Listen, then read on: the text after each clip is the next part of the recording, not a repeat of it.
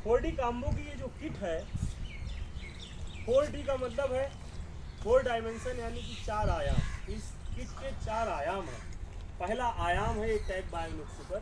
Tag bionic super में है mycorrhiza. Mycorrhiza का काम होता है पौधे की जड़ों का बेहतर विकास करना, जिसकी वजह से पौधा दूर तक पड़े हुए पोषक तत्व और पानी को ग्रहण कर लेता आसानी से।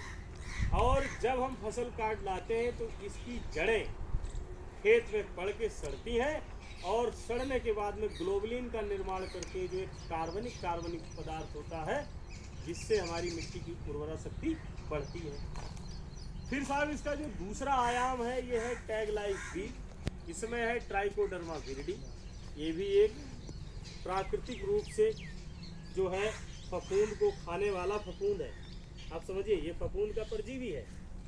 तो जो हमारी जड़ों को फफूंद वाले रोग लगते हैं, कहीं जड़ विगलन आता है, गलन आता है, तना गलन आता है, यानी मिट्टी के सारे रोग, उन मिट्टी के रोगों के जो कारक फफूंद होते हैं, उन फफूंदों को ये खत्म करती है, यानी कि हमारी जड़ों की रक्षा करेगी। अगला जो है इसका तीसरा आयाम है टैगमोनास। टैगमोनास में सूडोमोनास फ्लोरेसेंस। ये एक प्राकृतिक बैक्टीरिया है जो प्राकृतिक रूप से मिट्टी के अंदर जो हानिकारक बैक्टीरिया होते हैं उनको समूल रूप से नष्ट करता है। साथ ही साथ इसका एक सबसे बड़ा इफेक्ट ये होता है, जमीन में जो अघुलनशील अवस्था में फास्फोरस पड़ा होता है उसको भी ये घोलने का कार्य करता है। फिर इसका एक जो अगला आयाम है, हाँ उसके साथ ये अगला आयाम है टैगवेरिया। इसमें है विवेरिया वैसियाना। ये प्राकृतिक फफूंदी नाशक है, लेकिन ये मिट्टी के अंदर पाए जाने वाले जितने भी कीड़े हैं ये उनके ऊपर परजीवी है। ये उनके शरीर पर रोग पैदा करके उनको खत्म करता है, समूल रूप से नष्ट करता है। जितने भी हैं जैसे दीमक है, सफ़ेद गिडार है, इस प्रकार की समस्याएं आती हैं। तो ये जो 4D काम्बो किट है ये पोषण के साथ साथ मिट्टी के स्वास्थ्य को ठीक करने वाली, या ये कहा जाए कि सॉइल ट्रीटमेंट की सबसे बेहतरीन ये प्राकृतिक किट है। इसके अंदर जो पाए जाने वाले फफूंद और बैक्टीरिया हैं ये सारे के सारे प्राकृतिक हैं। ये उन मिट्टियों से आइसोलेट किए जाते हैं जहाँ पर कभी भी जो जंगल की मिट्टियाँ होती हैं, जहाँ कभी भी फर्टिलाइज़र नहीं पड़ा, हमने उनको ला करके इन पैकेट्स में बंद किया है कि इनमें कोई केमिकलाइजेशन नहीं। इनका प्रयोग करने का सबसे बढ़िया बेहतरीन तरीका है। ये बकेट हमने साथ में दी है।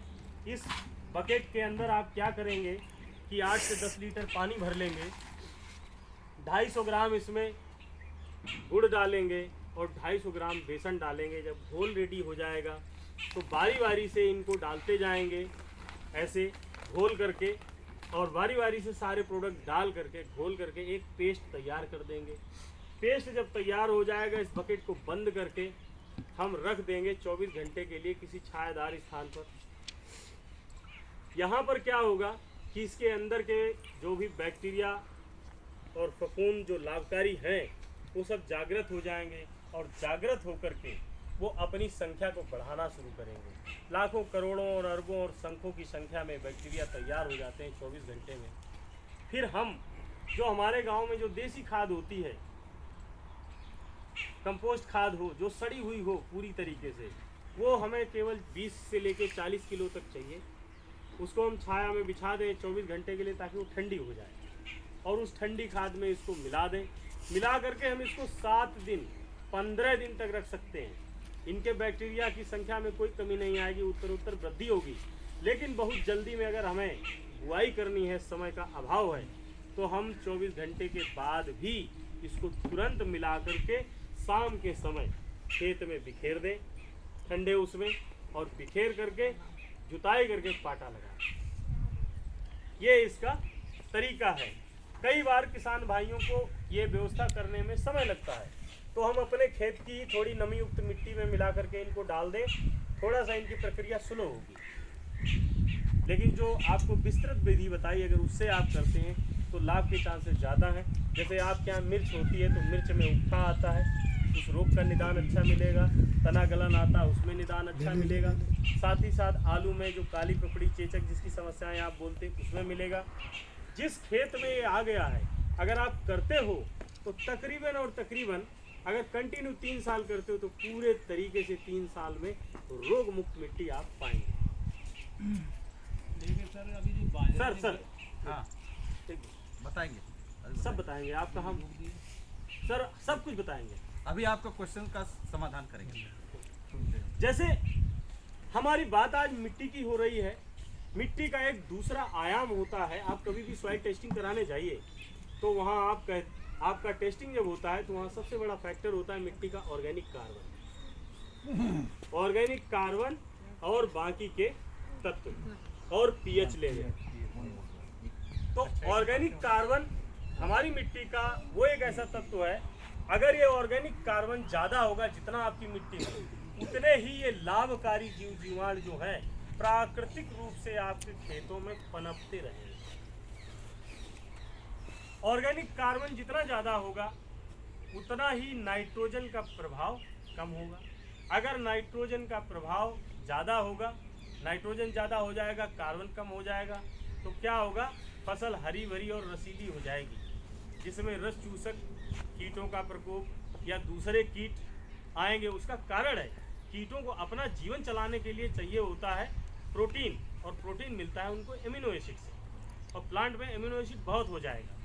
तो इसको जब आप डालेंगे तो ये बैलेंस करेगा।